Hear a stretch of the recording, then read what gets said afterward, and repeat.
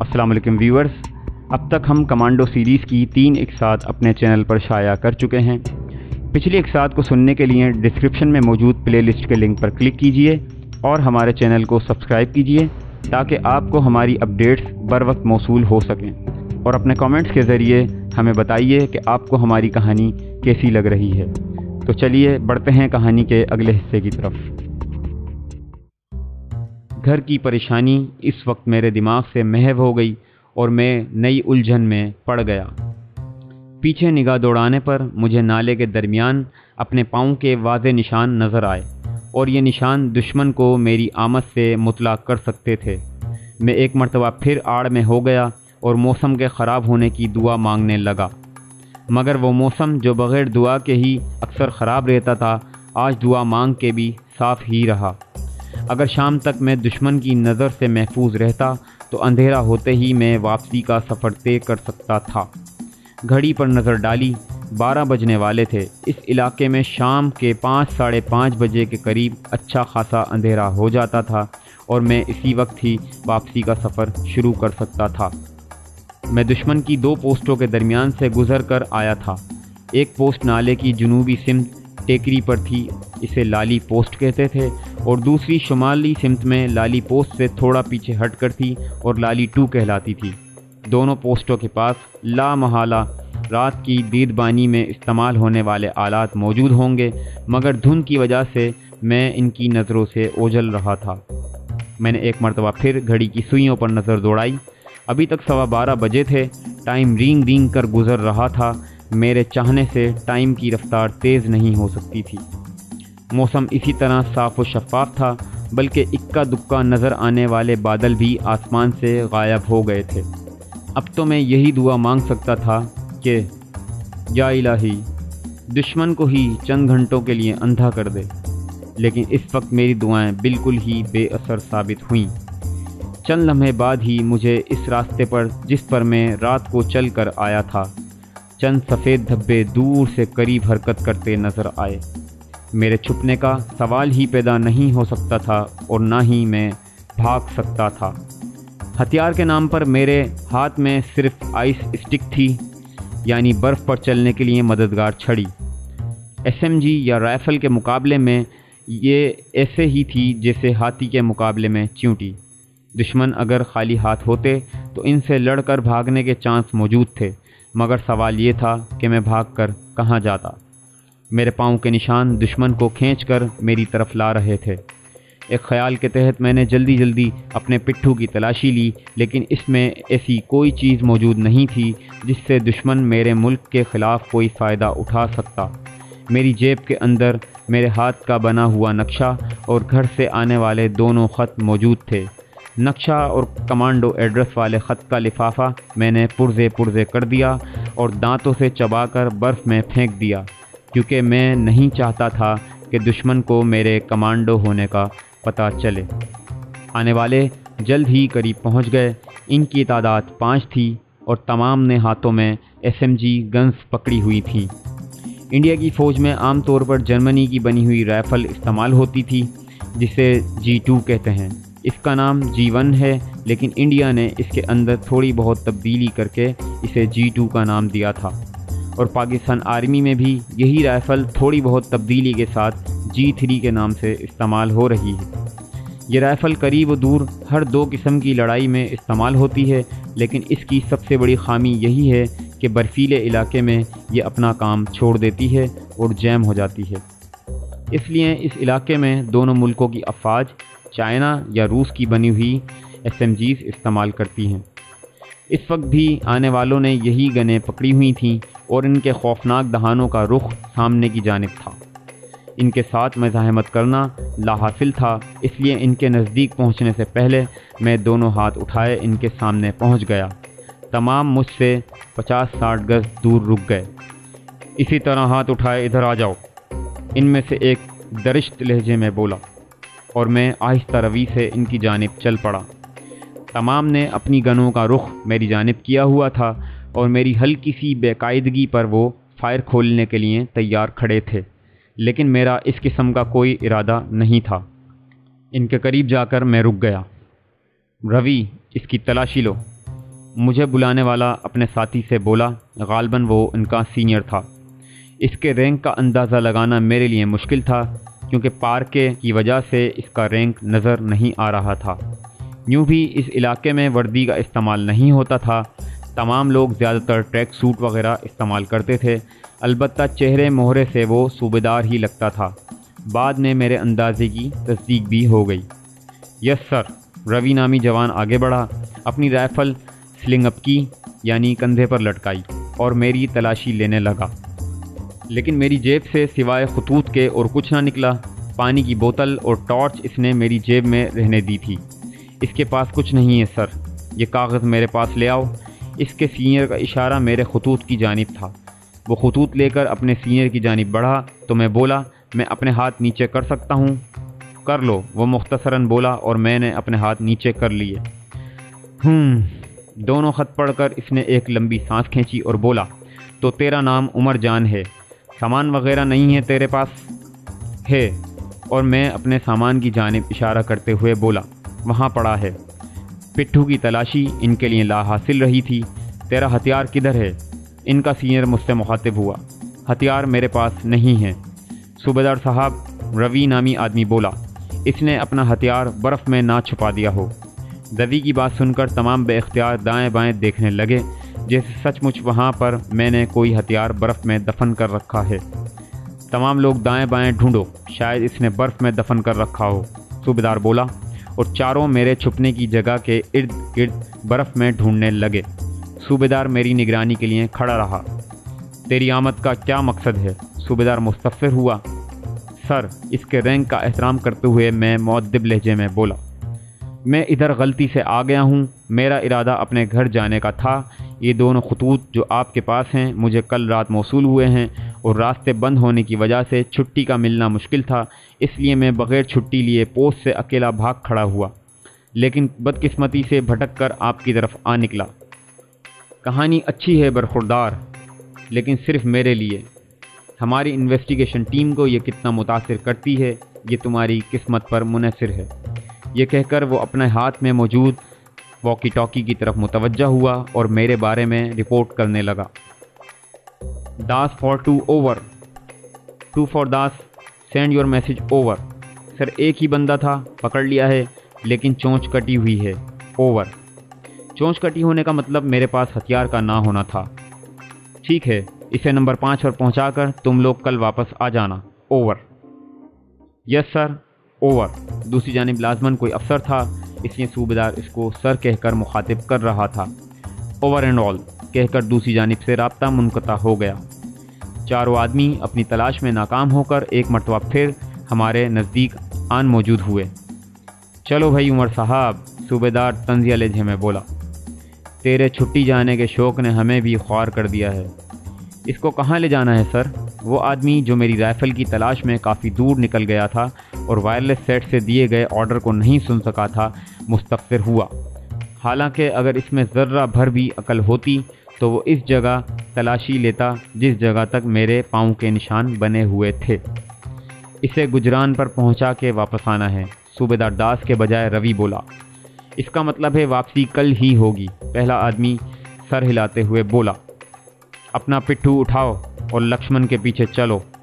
صوبیدار داس مجھ سے مخاطب ہوا اور میں اپنے پٹھو کی جانب بڑھ گیا، جبکہ لکشمن نامی شخص گجران پوسٹ کے راستے پر چل پڑا۔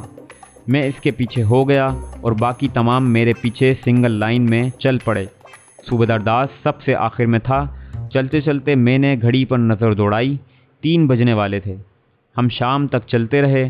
راستے میں چڑھائیوں کی بنسبت اترائیاں زیادہ آئی تھیں، اس لیے ہم کافی فاصلہ طے کر چکے تھے۔ بادل ٹکڑیوں کی صورت آسمان پر جمع ہونا شروع ہو گئے تھے اور ہلکی ہلکی ہوا چلنے کی وجہ سے اکٹھے ہوتے جا رہے تھے۔ برف پچھلے دن کی نسبت سخت ہو گئی تھی، اس لیے پاؤں بہت زیادہ گہرائی میں نہیں اتر رہے تھے۔ ایک سیدھی چڑھائی کے قریب جا کر ہمارا گائیڈ رک گیا۔ کیا بات ہے موہن؟ صوبیدار داس نے چلا کر پوچھا۔ راستے میں ہمارے گائیڈ بدلتے رہے تھے اور اس وقت لکشمن کے بجائے موہن نامی جوان ہمارا گائیڈ تھا۔ سر، اس جگہ ایولانچ یعنی برفانی تودہ گرنے کا خطرہ ہے، موہن بولا۔ اگر اجازت ہو تو فائر کر کے تسلی کر لیں۔ بعض اوقات برفانی تودے کو تحریک دینے کے لیے ہلکی سی آواز کی ضرورت ہوتی ہے، اس لیے ایسی حساس جگہوں پر آرمی عموماً کسی بھی ہتھیار کا فائر کرتی ہے اور برفانی تودا اگر گرنے والا ہوتا تو گر پڑتا ہے۔ نہیں، اس جگہ کوئی خاص ضرورت نہیں، صوبیدار داس نے نفی میں سر ہلاتے ہوئے کہا، اور موہن ایک مرتبہ پھر چل پڑا۔ میں بھی اس کے پیچھے ہو لیا۔ ساری رات کے سفر اور پھر دن کو بھی آرام نہ ملنے کے باعث میں تھکاوٹ سخت محسوس کر رہا تھا اور میرا دل چاہ رہا تھا کہ آرام کیا جائے، لیکن دشمن کے سامنے میں اس قسم کی کوئی کمزوری ظاہر نہیں کر سکتا تھا۔ برفانی تودے کے متعلق سن کر میری آنکھیں اس ملگجے اندھیرے میں چاروں طرف گھوم رہی تھیں جہاں برفانی تودا گرنے کی صورت میں بچا جا سکتا۔ تمام لوگ خاموشی سے چڑھائی چڑھ رہے تھے، حالانکہ راستے میں ان کے منہ کسی بھی جگہ بند نہیں ہوئے تھے، اور وہ سارے راستے مجھ کو کوسنے کے ساتھ ساتھ پاکستان آرمی کا بھی مذاق اڑا رہے تھے۔ مذاق اڑانے میں لکشمن نامی آدمی پیش رہا تھا۔ پاک آرمی کے متعلق سینکڑوں لطائف اور بے سروپا باتیں اسے ازبر تھیں، جنہیں وہ سارے راستے منہ سے اگلتا رہا تھا، جبکہ میری کوشش یہ تھی کہ دائیں بائیں کے مناظر دیکھنے میں مشغول رہوں اور ان کی باتوں کو نہ سنوں، لیکن یہ سماعت بڑی ظالم ہوتی ہے، اور ایسی باتیں جو آپ نہیں سننا چاہتے ان کو سنانے میں کوشاں رہتی ہے۔ چڑھائی کافی مشکل تھی، اس لیے ہماری رفتار بہت سست ہو گئی تھی۔ ان تمام کی باتوں سے مجھے اندازہ ہوا تھا کہ اس چڑھائی کے بعد گجران تک کوئی قابل ذکر چڑھائی نہیں تھی۔ ہم اس چڑھائی کے درمیان تک ہی پہنچ پائے تھے کہ اچانک ایک تیز گڑگڑاہٹ سنائی دی۔ یہ آواز میرے کانوں کے لیے نامانوس نہیں تھی۔ ٹاپ 3 پر رہتے ہوئے میں نے یہ آواز کئی مرتبہ سنی تھی، اور یہ بلا شبہ اس آفت کی آواز تھی جسے برفانی تودا کہتے ہیں۔ اس کی ہلاکت آفرینی سے صرف وہی لوگ واقف ہوں گے جن کو برفانی علاقے میں رہنے کا اتفاق ہوا ہو۔ اس میں پھنسنا 99% موت تھی۔ تیرا بیڑا غرق جائے مسلے، لکشمن اس نازک ٹائم میں بھی مجھے کوسنے سے باز نہیں آیا۔ میں سارے راستے کسی ایسی جگہ کی تلاش میں رہا تھا جہاں برفانی تودا گرنے کی صورت میں بچا جا سکے۔ اس وقت بھی میری نظر کسی ایسی ہی جگہ کی تلاش میں تھی، مگر ارد گرد کوئی ایسی جگہ موجود نہیں تھی۔ گڑگڑاہٹ کی آواز سنتے ہی میں نے سب سے پہلا کام تو یہ کیا کہ اپنا پٹھو اپنے کندھوں سے نکال پھینکا۔ اس کے ہوتے ہوئے میں اپنا دفاع کھل کر نہیں کر سکتا تھا۔ اس وقت میرے دماغ میں رٹو اسکول کے سینئر انسٹرکٹر میجر آفتاب کی ہدایات تازہ ہو گئی تھیں۔ جوانوں، کسی بھی موقع پر گھبرانا نہیں۔ جب بھی کوئی ایسی صورتحال میں پھنسو، حرکت میں رہنا اور اس طرح ہاتھ چلانا جیسے تیراکی کی جاتی ہے۔ میں بھی نیچے کی طرف دوڑا، اور جیسے ہی برف کی بوچھاڑ مجھ پر پڑی میں جسم کو ڈھیلا چھوڑتے ہوئے تیراکی کے انداز میں ہاتھ چلانے لگا۔ وہ تمام بجائے کسی حرکت کے زور زور سے اپنے بھگوان اور رام کو پکار رہے تھے، مگر 1-2 آوازوں کے بعد برفانی تودے نے ان کی آوازیں بند کر دی تھیں۔ یہ شاید میری سماعتوں پر ہی مہر لگا دی تھی۔ وہ بلندی جس تک پہنچنے کے لیے ہمیں گھنٹہ بھر لگا تھا، برفانی تودے نے منٹ سے بھی کم عرصے میں ہمیں واپس تہ میں پہنچا دیا تھا۔ نیچے گرتے ہی میں نے اپنی حرکت بند نہیں کی، بلکہ اسی طرح حرکت میں ہی رہا۔ اپنے چہرے اور جسم کے لیے میں نے کافی جگہ بنا لی تھی۔ سب سے پہلے اپنے چہرے اور جسم سے برف کو دور دھکیلو۔ میرے انسٹرکٹر کی آواز اس وقت بھی مجھے اتنی ہی واضح سنائی دے رہی تھی جتنی برفانی تودے کی ہلاکت خیزی سے بچنے کے طریقے کے بارے میں لیکچر دیتے وقت سنائی دی تھی۔ اس کے بعد آہستہ سے تھوکو۔ اگر تھوک واپس تمہارے منہ پر گرتا ہے تو سمجھ لو کہ تمہارا منہ اوپر ہے۔ اس کے برخلاف ہونے کا مطلب ہے تمہارا منہ نیچے ہے۔ برفانی تودے میں کئی ایسے لوگ بھی پھنس کر ہلاک ہو چکے ہیں جنہوں نے اپنی کوششیں ترک نہیں کی، لیکن بجائے اوپر آنے کے نیچے ہی نیچے کھودتے رہے۔ نتیجے میں موت ہی ان کا مقدر بنی۔ اس لیے سب سے پہلے آپ اپنی کوشش کی سمت کا تعین کریں۔ میں نے آہستہ سے تھوکا۔ میرا تھوک میرے چہرے پر ہی گرا۔ میں سمجھ گیا کہ میرا چہرہ اوپر کی سمت ہے۔ میں نے اس کے بعد اپنے استاد سے رہنمائی حاصل کی۔ اپنی توانائی ضائع نہیں کرنی، سب سے پہلے اپنا ایک ہاتھ اوپر کی طرف سیدھا کرو۔ اگر تمہارے اوپر برف کم ہوئی تو ہاتھ برف سے باہر نکل جائے گا، ورنہ چہرے کے سامنے برف کھود کر نیچے ڈالتے جاؤ اور آہستہ آہستہ آگے بڑھتے جاؤ۔ تیزی کی صورت میں زیادہ آکسیجن ضائع ہوگی اور شاید تم سوراخ میں موجود تمام آکسیجن ختم کر کے دم گھٹ کر مر جاؤ۔ میں نے اپنا بایاں بازو اوپر اٹھایا۔ برف گرنے کی وجہ سے کافی سخت ہو گئی تھی، لیکن میرے ہاتھ کو آگے بڑھنے سے نہ روک سکی۔ یہ محسوس کر کے میرا دل بلیوں اچھلنے لگا کہ میرا ہاتھ کلائی کے اوپر سے آزادانہ حرکت کر رہا تھا۔ میں نے ہاتھ جیسے ہی اندر کھینچا، تازہ ہوا کا جھونکا بھی اس کے ساتھ ہی اندر آیا۔ چند لمحوں بعد ہی میں اپنے ہاتھ کے بنائے ہوئے سوراخ سے باہر نکل آیا۔ باہر نکلنے کے بعد لکشمن کو پاگلوں کی طرح حرکت کرتے دیکھ میں حیران رہ گیا۔ اس کے دونوں ہاتھ خالی تھے اور وہ کبھی ایک جگہ اور کبھی دوسری جگہ سے کھدائی کر کے اپنے ساتھیوں کو تلاش کر رہا تھا۔ کھدائی کے ساتھ ساتھ وہ زور زور سے آوازیں بھی دے رہا تھا اور اس کی آواز سے ہی میں نے اسے پہچانا تھا۔ صوبیدار صاحب، موہن، روی، شنکر۔ جس وقت میں برف کے ڈھیر سے باہر آیا اس وقت میری جانب اس کی پیٹھ تھی۔ وہ شاید ایوالانچ کے نیچے آنے سے بچ گیا تھا۔ اس کا رخ جیسے ہی میری جانب ہوا، اس وقت تک میں کھڑا ہو گیا تھا۔ روی، یہ تم ہو نا؟ وہ دور ہی سے پکارا۔ روی نامی آدمی بھی بالکل میری طرح ہی لمبا تڑنگا تھا، اس لیے اسے مجھ پر روی کا شبہ ہوا۔